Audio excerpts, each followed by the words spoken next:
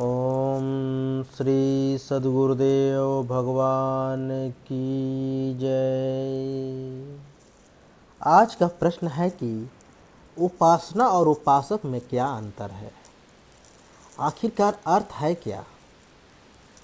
उपासना का अर्थ है चेतना के निकट बैठना और उपासक का अर्थ है चेतना के निकट बैठने वाला। उपासक पदार्थ के चिंतन से मुक्त रहकर आत्मा के चिंतन की ओर अग्रसर हो जाना ही उपासक है। उपासना परमात्मा की प्राप्ति का साधन विशेष है। उपासना का शब्दार्थ है अपने इष्ट देवता के समीप स्थिति या बैठना। आसन की व्याख्या के अनुसार उपास्य वस्तु को शास्त्रोक्त विधि से बुद्धि का विषय बनाकर उसके समीप पहुंचकर तैल धारा के सदृश समान वृत्तियों के प्रवाह से दीर्घकाल तक उसमें स्थिर रहने को उपासना कहते हैं। गीता के अनुसार उपासना के लिए व्यक्त तथा अव्यक्त दोनों आधार मान्य है, परंतु अव्यक्त की उपासना में अधिकतर क्लेश होता है और इसीलिए गीता अव्यक्त उपासना को सुलभ, संघ, फलदायक तथा सुबोध मानती है। जीव वस्तुतः शिव ही है, परंतु अज्ञान के कारण वह इस प्रपंच के पचड़े में रहकर भटकता फिरता है।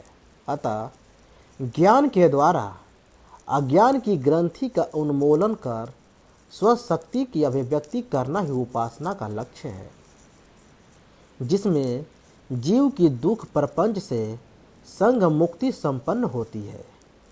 अज्ञान ग्रंथि विदा स्वपस्थिव्यक्ता मोक्ष परमार्थ सार कारिका में बतलाया गया है कि साधारण तथा दो मार्ग उपदिष्ट है, ज्ञान मार्ग तथा भक्ति मार्ग। ज्ञान के द्वारा अज्ञान का नाश कर जब परमात्मा स्वरूप का साक्षात्कार संपन्न होता है तो तब उस उपासना को ज्ञान मार्गीय संज्ञा दी जाती है, जबकि भक्ति मार्ग में भक्ति ही भगवान के साक्षात्कार का मुख्य साधन स्वीकृत की जाती है। भक्ति ईश्वर में सर्वश्रेष्ठ अनुरक्ति या सब पुनरक्ति स्वर सांख्य सूत्र है। सर्वसाधारण के लिए ज्ञान मार्गी कठिन, दुर्गम तथा दुर्बोध होता है। क्षुरस्य धारा निशिता दुर्तया दुर्ग पस्तवतो वदंती कंठ। भागवत में लिखा गया है कि ज्ञान मार्गीय उपासना को भूसा कूटने के समान विशेष कलेशदायक बतलाया गया है। अधिकारी भेद से दोनों ही मार्ग उपदेय तथा स्वतंत्र रूप से फल देने वाले हैं। उपासना में गुरु की बड़ी आवश्यकता है। गुरु के उपदेश के अभाव में साधक अकर्णधार नौका के समान अपने गंतव्य स्थान पर पहुंचने में कथमपि समर्थ नहीं होता। गुरु दीक्षा के द्वारा शिष्य में अपनी शक्ति का संचार करता है। दीक्षा का वास्तविक अर्थ है उस ज्ञान का दान जिससे जीवन का पशुतत्व बंधन कट जाता है और वह पासों से मुक्त होकर शिव तत्व प्राप्त कर लेता है। अभिनव गुप्त के अनुसार दीक्षा का व्युत्पलभ्य अर्थ है दीयते ज्ञान सद्भाव क्षयते पंशु बंधना दान छपड़ांश युक्ता दीक्षा तेने कीर्तिता।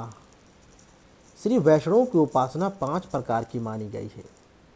अभिगमन भगवान के प्रति अभिमुख होना, उपादान पूजार्थ सामग्री, इज्या पूजा, स्वाध्याय आगम ग्रंथों का मनन तथा योग अष्टांग योग का अनुष्ठान करना। सचमुच कहे तो उपासना का अर्थ है पूजा, अर्चना और उपासना। यह शब्द तो आपने सुने ही होंगे। पूजा और अर्चना का अर्थ तो शायद आपको पता ही होगा, पर आज हम यहाँ पर उपासना का अर्थ का विघटन और अर्थ समझने की चेष्टा करेंगे।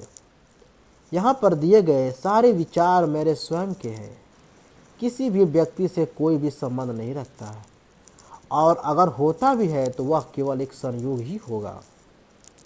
उपासना का अर्थ है उपधन आसन। यह अर्थ होता है उप अर्थात ऊपर की ओर या फिर ऊपर की ओर प्रयास करना। आसन अर्थात बैठना। पूरा अर्थ समझो तो होता है ऊपर की ओर आसन लगाकर बैठना। पर क्यों बैठना, तो इसका उत्तर है ध्यान में बैठना, चित्त को परमात्मा में लीन करने के लिए बैठना, मन को एकाग्र करने के लिए बैठना, काम, क्रोध, लोभ, मोह, द्वेष, ईर्ष्या और अहंकार से मुक्त होकर बैठना। उपासना जैसा कि एक और शब्द है उपवास करना। उपवास का अर्थ होता है ऊपर की ओर वास करना, किंतु लोगों ने इसे खाने को विराम देने के लिए ही अर्थ निकाला है। दोनों में भिन्नता है, वह कैसे चलिए जान लेते हैं।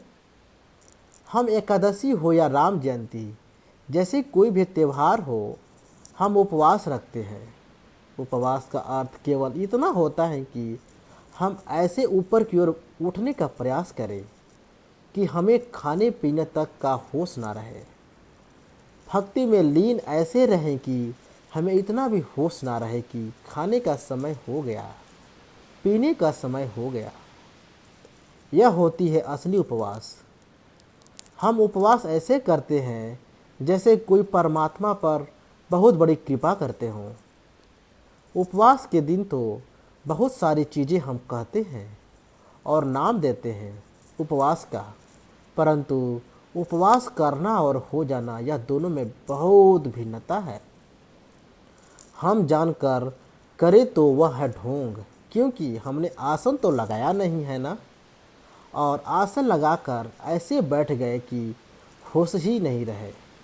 ऐसे ध्यान में बैठ गए कि खाना तक भूल गए, उसे कहते हैं उपवास।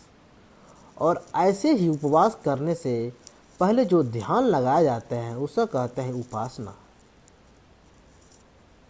अब शायद ज्ञात हो गया होगा कि उपासना और उपवास किसे कहते हैं, किंतु क्या आपको पता है उसका एक और अर्थ भी है। उप धन पा धन स धन आन इक्वल टू उपासना। उपासना में ऊ का अर्थ है ऊपर, पा का अर्थ है पैर, और स का अर्थ होता है रखना या होता है, आन का अर्थ है अहंकार। पूरा अर्थ एक साथ निकालें तो होता है ऊपर की ओर पदासन में पैर रखकर सभी अहंकार से मुक्त होना। इसी को कहते हैं उपासना।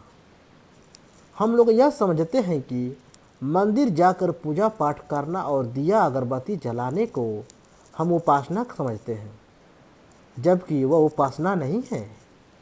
उपासना का अर्थ ही है ध्यान लगाना। अगर आप ध्यान इतना नहीं लगा रहे तो अर्थ स्पष्ट है, आप उपासना नहीं कर रहे हैं। उपासना करते समय इतना ध्यान लगे कि आपका भोजन तक का होश नहीं रहे, उसे कहते हैं उपवास। इसीलिए उपवास और उपासना दोनों शब्द एक दूसरे का पूरक है। उम्मीद है आपको आज का यह लेखक पसंद आया होगा। हरिओम तत्सत।